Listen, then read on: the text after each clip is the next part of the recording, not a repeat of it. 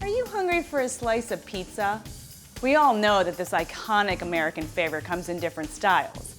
But if your mouth is watering for a piping hot New York pie, then Grimaldi's is the spot to head to.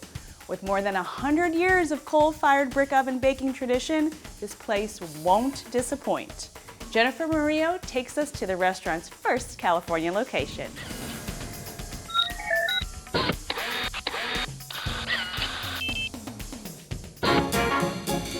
Welcome to Grimaldi's.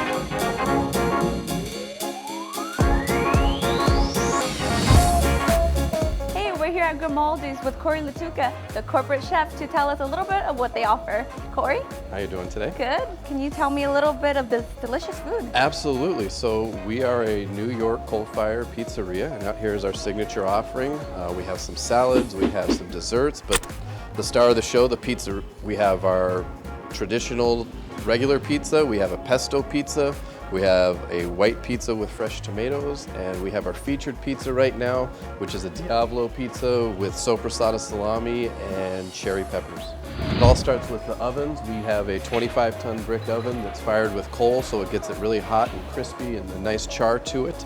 We use fresh mozzarella, imported Italian tomatoes. This particular one, hand-sliced salami, Kalamata olives, gives you a little sweet, a little bit of spicy, a little vinegar, it's all good.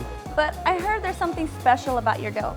It's not your typical dough, and the water isn't just any water. Well, Right. you know, early on in the process, as people were trying to move New York pizza out of New York, they realized that the secret to the dough was the water. So we've gone to great lengths to try and recreate the New York water with some filtration systems and little trade secrets. We bring in the flour and do the best we can to really recreate the same crust you would get in New York. Cheese stays on it, it doesn't come off. That's because of all that New York water. So we'd authentically get the same style pizza back in Brooklyn than we're getting here in El Segundo. Absolutely.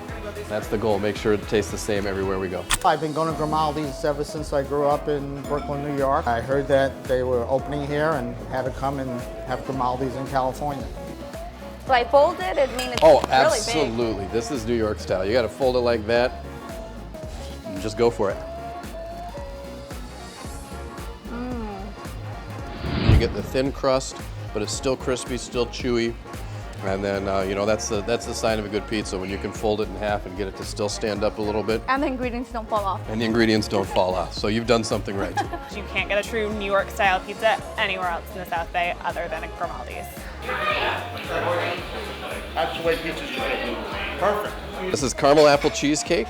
This is something we do for the fall seasonally. They're all made in-house. So this is a cinnamon sugar crust with a caramel cheesecake and then diced apples inside. Cheesecakes are amazing. I'm dying to try the caramel apple cheesecake.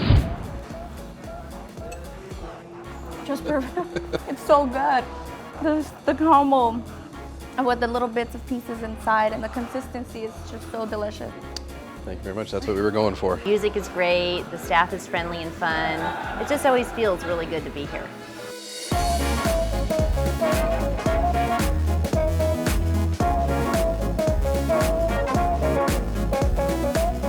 Now we're here in the kitchen learning how to make my first pizza, traditional pizza. Yeah, we're gonna make a traditional cheese pizza. Now the key here is flour, lots of flour. What does the flour do? It's just basically gonna stop it from sticking.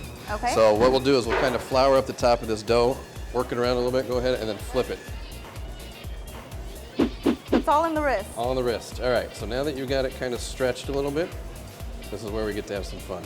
So you're Okay. gonna pick it up, Oh man. all right? And we're gonna slap it back and forth. Why is it becoming a ball? All right. And then when you've got a good stretch going, now this is where we kind of flip it onto our hands. Okay. So I And make we're my gonna- hand into a. Yep, and you're just kind of stretching. And if you look, you're trying to stretch right at the edge. Okay. Gravity will take care of the middle, so you're just kind of trying to stretch the edge of it out. There you go. Harder than it looks. It is certainly a learned skill. All right, and then when it's all said and done, you should have something that looks sort of like a pizza. Okay. It's not That's that not too circular. bad. It's circular-ish. Since we're doing this kind of New York style, a lot of places the next thing would be sauce. In our case, the next thing is going to be cheese. So you got some cheese right over there. And How much this is cheese do I put on there? Enough. So basically what we're gonna do is you're gonna put it down and you're gonna put about a thumb space in between the cheese. And this is the whole milk mozzarella, so this is sliced instead of shredded. So now next, give it a little space in Yep, between? just like that. Yep.